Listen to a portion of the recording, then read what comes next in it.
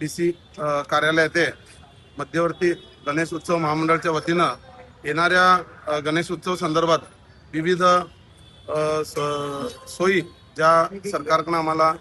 पाहिजेत त्या लवकरात लवकर अंमलात यावं म्हणूनच एक दीड महिना अगोदर आम्ही या मध्यवर्ती गणेश उत्सव महामंडळाचे पदाधिकारी अध्यक्ष रमाकांत दादा कोंडुस्कर यांच्या नेतृत्वाखाली आज एक त्यांना मेमोरंडम दिलेला आहे आणि येणाऱ्या गणेश उत्सव संदर्भात विविध नवीन उपक्रम तुम्ही हाती घ्यावे असं त्यांना आम्ही या निवेदनात सांगितलेलं आहे, ज्यांनी शैक्षणिक उपक्रम, निर्व्यसनी आपला समाज किंवा आपला नागरिक या देशाचा व्हावा असे विविध उपक्रम,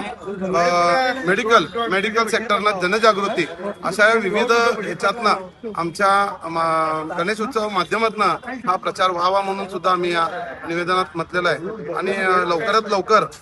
बैठक, एक कन्सर्न डिपार्टमेंटची लवकरात लवकर बैठक या मध्यवर्ती महामंडळाच्या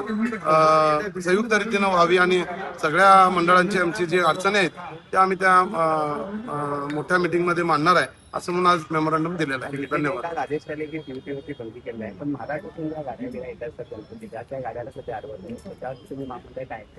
त्याही सुद्धा वरती थोड्यात चर्चा झालेली होती. ज्या वेळेला निवेदन देण्यात आलं की इको फ्रेंडली हे करा, खरंच ती आम्ही त्याला समर्थ आहे की असं एक जेव्हा कार्यक्रम होतात तो कुठेही आपल्या नैसर्गिक दृष्ट्या आम्ही कुठेही त्याला